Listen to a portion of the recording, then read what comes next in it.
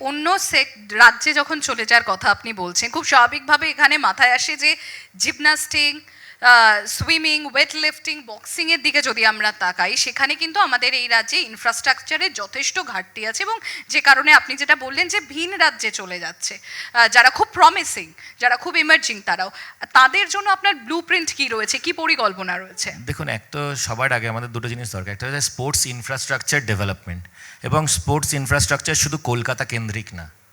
শুধু একজন জঙ্গলমহলে যে আমাদের ধরুন কেউ ঝাড়গ্রাম বা পুরুলিয়াতে থাকে, তাকে যদি আর্চারি বা রানিং প্র্যাকটিস করতে কলকাতায় আসতে হয় প্রতিদিন, তাহলে সেই 8 বছরের বাচ্চাটা 10 বছরের বাচ্চার পক্ষে সেটা সম্ভব না। তার পরিবার আছে, বাবা মার পক্ষে রোজ রোজ নিয়ে যাওয়া সম্ভব না।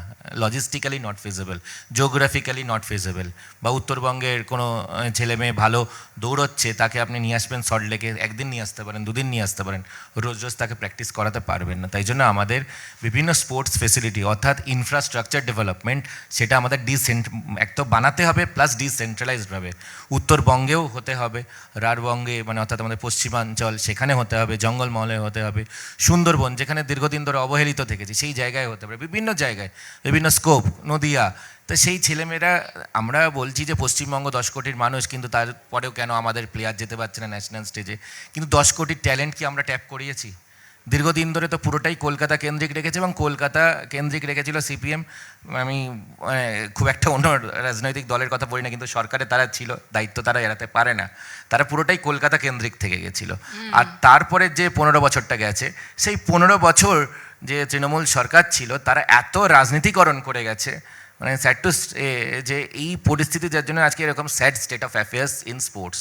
আমরা এত পিছিয়ে গেছি। ইনফ্যাক্ট আমাদের খুব খারাপ লাগে যে আমরা বলি সব খেলার সেরা বাঙালি তুমি ফুটবল, আর ফুটবলে আমাদের কোনো বাঙালি প্লেয়ার নেই। ইস্টবেঙ্গল মোহনবাগানের জন্য আমরা গলা ফাটাচ্ছি, ক্রাউডেড, আমাদের দুদিন আগে ডার্বি হয়েছে, সেখানে ক্রাউডেড স্টেডিয়াম, সবাই আমরা লাফাচ্ছি, কিন্তু সেখানে বাঙালি প্লেয়ার নেই। অবস্থা ভাবুন। এটা যেমন রয়েছে, আমি এখানে গণ্যমান্য ব্যক্তিত্বরা বসে রয়েছেন, সবাই প্রশ্ন করবেন।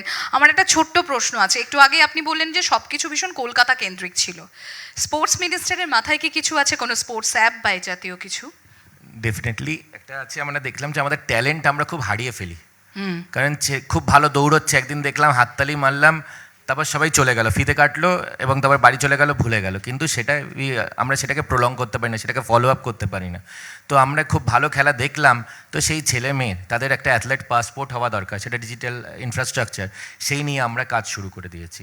সেটা আমার মনে আছে যে আমরা ট্যালেন্টকে আমরা হারাতে দিতে পারি না, এবং সেখানে 6 বছর 7 বছরের বাচ্চারাও তার মধ্যে লগড ইন হবে, আবার যারা প্রফেশনাল প্লেয়াররা আছে, যারা ন্যাশনাল টিমে খেলছে, তারাও লগড ইন হবে, এবং প্রত্যেকের পারফরমেন্স অ্যাসেসমেন্ট থাকবে। এবং সেখানে আপনার even sports is science today. আজকে অন্যান্য দেশ এত বিভিন্ন দেশে এগিয়ে যাচ্ছে কেন? কারণ স্পোর্টসকে সায়েন্স হিসাবে ট্রিট করছে। কোন অ্যাঙ্গেলে কে শুটিং করছে, কোন অ্যাঙ্গেল থেকে কে আর্চারির কাজ করছে, তো প্রত্যেকটা তীরটা কোথা থেকে ছুটছে, সব এভরিথিং ম্যাটার্স। কে ফাস্ট বোলার হবে, কে স্পিন বোলার হবে, কতটা অ্যাঙ্গেলে তার আছে, কতটা কারেকশান করতে হবে, ইটস অল সায়েন্স। তো সেটার জন্য তাদেরকেও জানা দরকার। তারপর পারফরমেন্স, আমি ধরুন অ্যাথলেটিক্সে দারুণ দৌড়চ্ছি, 100 মিটার আমি ক্রস করে গেলাম, ধরুন কেউ 15 সেকেন্ডে ক্রস করলাম, এক্সাম্পল হিসেবে বলছি। তো আমার ন্যাশনাল অ্যাভারেজ, ন্যাশনাল হাইস্ট কত আছে, আমাকে সেটা টার্গেট করতে হবে। তো আমার অ্যাপে সেটাও থাকবে। আমার পারফরমেন্স যেগুলো যে কোনো রিকগনাইজ টুর্নামেন্ট দিয়ে জেলার যে কোনো খেলা ক্ষেত্রে হবে, শুধু আমাদের স্টেট অ্যাসোসিয়েশন বা ন্যাশনাল অ্যাসোসিয়েশন তারা রিকগনাইজ করলে সেই টুর্নামেন্টে যা পারফরমেন্স থাকবে, প্রত্যেক প্লেয়ারের ডিজিটাল পাসপোর্ট থাকবে।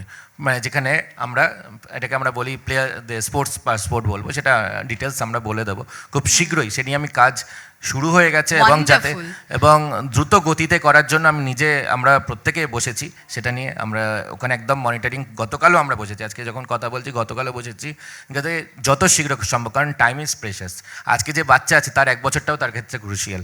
তো আমি যদি 1 বছর ধরে একটা অ্যাপ, আমি দেখলাম যে অনেক কিছু ঘোষণা হয়েছিল এর আগের সরকারে, কিন্তু কোনো কিছু বাস্তবে রূপায়িত হয়নি। এবং অ্যাপ তো ছেড়েই দিন, ইনফ্যাক্ট আমি স্টেডিয়াম গেলাম যখন, রবীন্দ্র সরোবর স্টেডিয়াম, সেখানে আমার ঢুকে মনে হলো মহেঞ্জোদারো হরপ্পা সিন্ধু সভ্যতায় প্রবেশ করছি, যেভাবে ভঙ্গুর ভগ্নাবশেষের মধ্যে দিয়ে আমি হাঁটছি। এটা স্টেডিয়াম, খাস কলকাতার বুকে। এর আগে যিনি মুখ্যমন্ত্রী ছিলেন, তার নিজের লোকসভা কনস্টিটুয়েন্সি, তার বাড়ি থেকে 2 কিলোমিটারও নয় রবীন্দ্র সরোবর স্টেডিয়াম।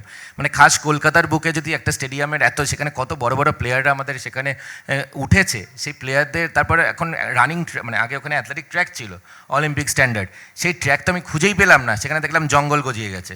তো এরকম কেন হয়েছে? অথচ দেখলাম ওখানে নানা ধরনের পলিটিক্যাল রুম, মানে লোকেরা এসে সেখানে রুমের মধ্যে দখলদারি, ইভেন কেউ তো দেখলাম ইনফ্রাস্ট্রাকচার দেওয়ালও ভেঙে নিজের মতন আলাদা, মানে পাবলিক টয়লেটকে নিজের পার্সোনাল টয়লেট বানিয়ে দিয়েছে। তো এই পরিস্থিতি হয়েছিল, মানে এতটাই ভয়াবহ। এই সিচুয়েশন, এই ভয়াবহতা। তবে স্টেডিয়ামের কথা যখন উঠলো, যৌভারতী স্টেডিয়ামে যারা যারা খেলা দেখতে যান, আমিও তার মধ্যে একজন। যাবেন, India Thank versus you. Brazil match হচ্ছে, সেটা হ্যাঁ, যাবেন। আমি এই বিষয়টায় আসছি এবং সৌভিক আমাকে বলছে নো, এইটা তুমি নিও না, এইটা আমাকে দাও এই প্রশ্নটা। হ্যাঁ, সৌভিক হাসছে সেই জন্য। তবে আমি যেটা বলতে যাচ্ছিলাম, যুবভারতীতে যারা যারা খেলা দেখতে যান, সমস্ত ফুটবল প্রেমী এবং সমস্ত ক্রীড়াপ্রেমীদের তরফ থেকে থ্যাংক ইউ ভেরি মাচ মিনিস্টারকে একবার পরিশ্রুত পানীয় জলের জন্য।